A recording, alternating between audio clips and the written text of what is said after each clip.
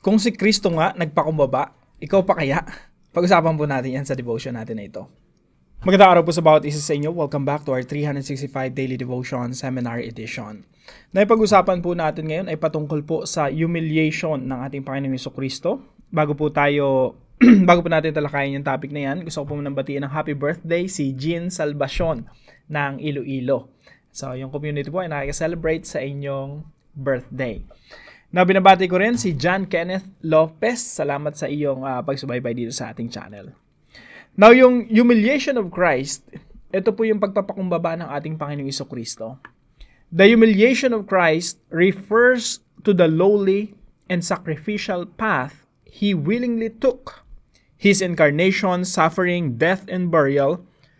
Though fully God, He chose to stoop low, becoming human, enduring rejection, and dying on a cross. He did this not because he had to, but because he loved us. His humiliation is not defeat. It is the very road to our salvation. Through his suffering, we find peace. Through his death, we find life. Sabi po dito sa Philippians chapter 2 verse 5 through 8. In your relationships with one another, have the same mindset as Christ Jesus. Ano ba yung mindset ng ating Panginoong Jesucristo? Ano ba yung sitwasyon niya? Ano ba yung kalagayan niya bago siya nagkatawang tao? Sabi po dito sa verse 6, who being in very nature God, siya ay Diyos, did not consider equality with God something to be used to his own advantage. Rather, he made himself nothing by taking the very nature of a servant, being made in human likeness, and being found in appearance as a man. He humbled himself by becoming obedient to death, even death on a cross. Sa Tagalog po, naway magkaroon kayo ng kaisipan na tulad ng kay Kristo Jesus. Kahit taglay niya ang kalikasan ng Diyos, hindi niya ipinagpilitang manatiling kapantay ng Diyos. Sa halip, kusa niyang binitawan ang pagiging kapantay ng Diyos at namuhay na isang alipin. Ipinanganak siya bilang tao at nang siya'y maging tao, nagpakumbaba siya at naging masunurin hanggang kamatayan. Maging ito man ay kamatayan sa krus. So ito po yung una nating teaching ngayong araw. Number 1, Christ, the supreme leader of Christians. Jesus Christ is the head of the church, the supreme leader of Christians, humbled himself. So yung ating Panginoong Jesucristo, sabi po rito sa verse natin na ito, who being in very nature God, kahit taglay niya ang kalikasan ng Diyos, hindi niya ipinagpilitang manatiling kapantay ng Diyos. So si Jesus, Diyos, pero hindi niya pinagpilitang maging kapantay ng Diyos. Siya ay nagpakumbaba, siya ay nagkatawang tao para iligtas tayo. Mahirap pong intindihin ito at imposible mong maintindihan ito kung hindi ka naniniwala sa Trinity. You have to believe in the Father, the Son, and the Holy Spirit. Na merong iisang Diyos sa tatlong persona. Yung tatlong persona po yun equal, magkapantay. Now, si Jesus Christ, hindi niya kinonsider yung pagiging kapantay niya sa Diyos Ama at sa Diyos Espiritu Santo, sa halip nagpakumbaba siya. So, kaya po, sabi dito, kahit taglay niya ang kalikasan ng Diyos, hindi niya pinagpilitang manatiling kapantay ng Diyos, sa halip, kusa niyang binitawan ng pagiging kapantay ng Diyos at namuhay na isang alipin, ipinanganak siya bilang tao. So, si Jesus Christ po, nagpakumbaba. Siya na po yung leader ng Christianity, nagpakumbaba. Kaya point number 2 natin, Christians should be the most humble people in the world. Bakit po? Kasi yung Kristo na ating sinasamba, He is the head of the church, the supreme leader of Christians. Siya mismo, Diyos na nagkatawang tao, binitawan niya yung pagiging kapantay. Sabi po rito, kusa niyang binitawan ng pagiging kapantay ng Diyos. Hindi po ibig sabihin nito huminto siya sa pagiging Diyos, kundi yung mga prerogative ng pagiging Diyos, yun yung binitawan niya. Kumbaga yung glory ng Diyos, isinantabi niya muna. Siya ay nagkatawang tao na katulad natin, na pwede mong kurutin, Nung baby siya, pwede mong panggigilan. At nung baby siya, pag nabitawan mo, iiyak talaga. From being God, nagpakumbaba siya, naging weak kagaya ng mga tao, naging mahina katulad natin, na nasasaktan. So kung si Jesus nagkatawang tao at nagpakumbaba, ito po yung point. Christians should be the most humble people in the world. Tayo na inaangkin natin na tagasunod tayo ng Panginoong Jesucristo, dapat tayo na yung pinaka-humble, tayo na yung pinaka-mapagpakumbaba sa lahat ng mga tao. Bakit? Kasi yung master natin, yung Lord natin, nagpakumbaba eh. Kaya sabi po ng Panginoong Jesucristo sa John chapter 13, verse 13 hanggang 17. Basahin ko po sa Tagalog. Tinatawag niyo akong guro at Panginoon, at tama kayo, sapagkat ganoon nga ako. Kung ako ngang Panginoon at guro ninyo ay naghugas ng inyong mga paa, dapat din ninyong hugasan ang mga paa ng isa't isa. So sinasabi ni Jesus Christ, kung ako nga yung master nyo, teacher ninyo, hinugasan ko yung inyong mga paa, dapat magpakumbaba din kayo sa isa't isa. Imbis na gusto nyo kayong pagsisilbihan, ako nga, Panginoon, guro ninyo, ako yung nagsilbi, dapat magsilbi din kayo. Kaya po mga kapatid, tayo na dapat ang pinaka-humble sa lahat ng tao kasi si Jesus Christ nga na Panginoon natin, nagpakumbaba. Hindi po madali ang maging tao. Kung Diyos ka na, naging tao ka pa. Diyos na makapangyarihan sa lahat na walang imposible sa iyo. Sinasamba ka lahat ng mga anghel. Lahat yumuyukod sa iyo, nanginginig sa iyo, sa iyong presensya. Tapos magiging tao ka na pwede kang saktan ng mga sundalong Romano. Pwede kang lataguhin at ipako doon sa krus. Kaya mga kapatid, I hope tumanim talaga sa isipan natin to. Tayo mga Christians, tayo na dapat ideally, pinaka-humble na tao sa buong mundo. Unfortunately, maraming mga Kristiyano mayabang. Siguro may lalagay mo na ako doon sa listahan na yon. Top 1, Russell Ocampo, Isa sa mga maangas, mayabang. Alam niyo po, yung journey nating mga Kristiyano, the more mo nakikilala ang Panginoong Jesucristo, the more ka nagiging humble. At ako po, habang lumalalim ang pagkakilala ko sa Panginoong Jesucristo, mas lalo akong nahihiya sa kalagayan ko, sa sitwasyon ko, na dapat, Lord, sorry, dapat nagpapakumbaba ako katulad ng sa inyo, katulad ng Panginoong Jesucristo. So lahat po tayo, mga kapatid, meron po tayong direksyon patungo sa pagpapakumbaba, kagaya po ng sa Panginoong Jesucristo. Christians should be the most humble people in the world. Point number 3, Christ's humility serves as the model all Christians must follow. Kasi mga tao po talaga, may yabang, maangas, Pero, yun po ang kadahilan kung ba't ang Panginoong Jesucristo nagkatawang tao para ipakita talaga sa atin na kailangan natin magpakumbaba. Para ipakita sa atin kung ano ba yung humility. Kaya nga po rito sa John chapter 13, sabi ni Jesus Christ, "You call me teacher and Lord." Tinatawag niyo akong teacher and Lord. And rightly so, that is what I am. Now that I, your Lord and teacher, have washed your feet, you also should wash one another's feet.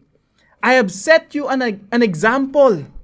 Sabi ni Jesus Christ, nagsaset ako sa inyo ng example that you should do as I have done for you.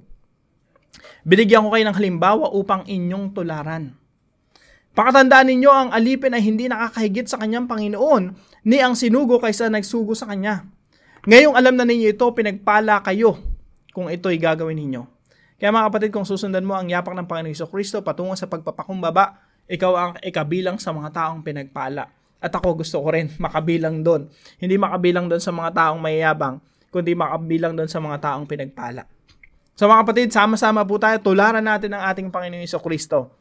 Sabi po ni Apostol Pablo, 1 Corinthians chapter 11 verse 1, "Follow my example as I follow the example of Christ." So si Apostol Pablo, ang example niya si Jesus. At merong invitation para sa ating lahat, tularan natin ang ating Panginoong Jesucristo. So, paano po natin ito i-apply sa ating mga buhay, mga kapatid? Number 1, repudiate any sense of entitlement. Pag sinabing repudiate, yung iwaksi, itapon mo na, yung mga sense of entitlement natin. Ano yung sense of entitlement? Katulad ng mga disciples, yung marami sa kanila, inisip nila, okay, hindi ako maghuhugas ng paa ng kapwa ko disciple. Dapat yung paa ko yung hinuhugasan. Yun yung po yung entitlement. Si Jesus walang ganun eh.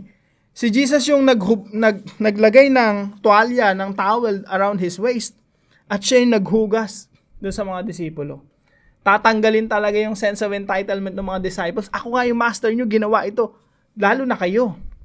So, repudiate any sense of entitlement. Mga kapatid, may ganun po tayong sense. Parang feeling natin, dapat pinaglilingkuran tayo ng kapwa natin. Feeling natin, dapat magsiser, ma'am, sasaludo sa atin yung mga tao.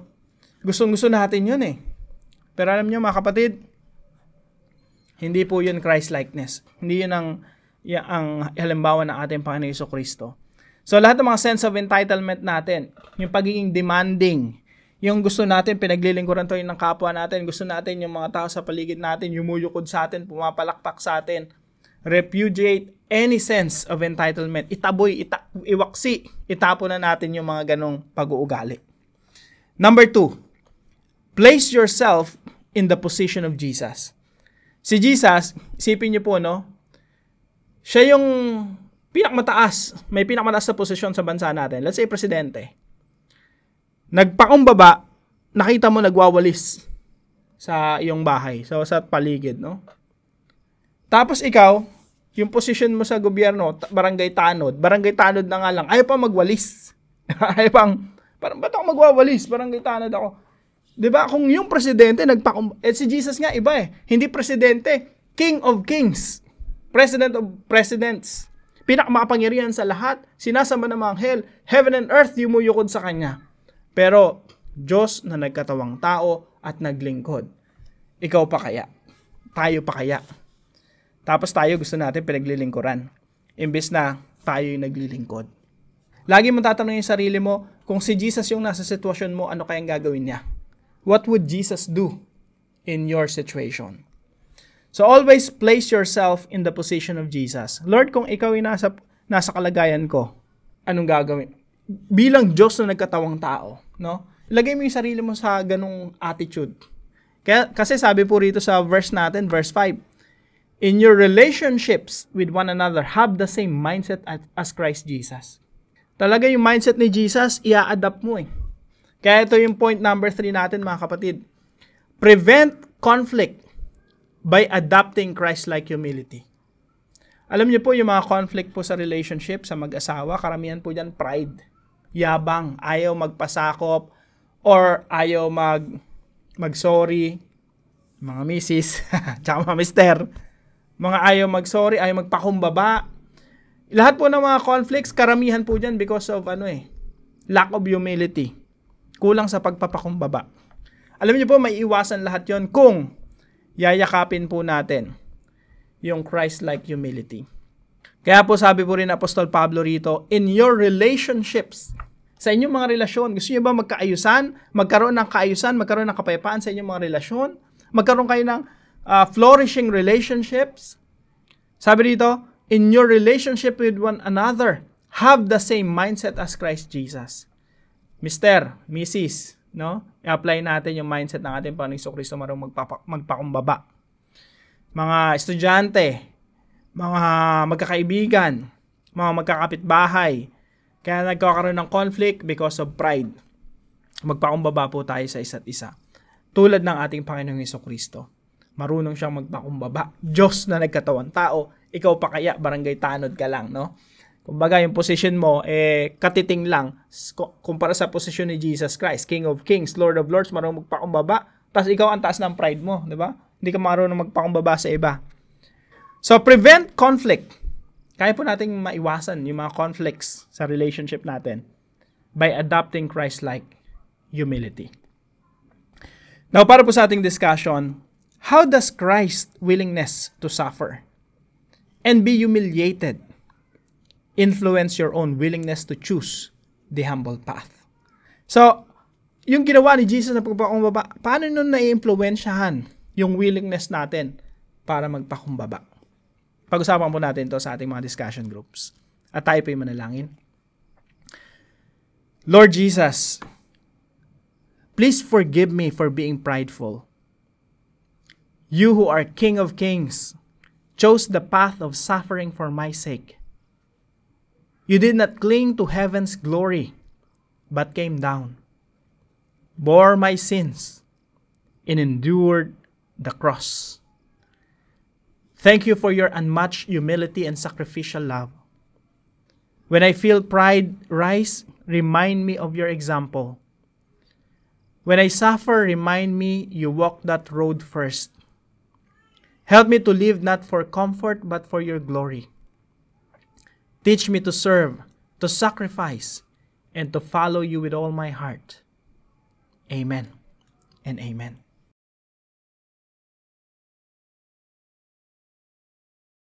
Maraming salamat po sa partner natin sa devotion natin na ito, si Sister Maylen. Pagpalain ka ng ating Panginoon.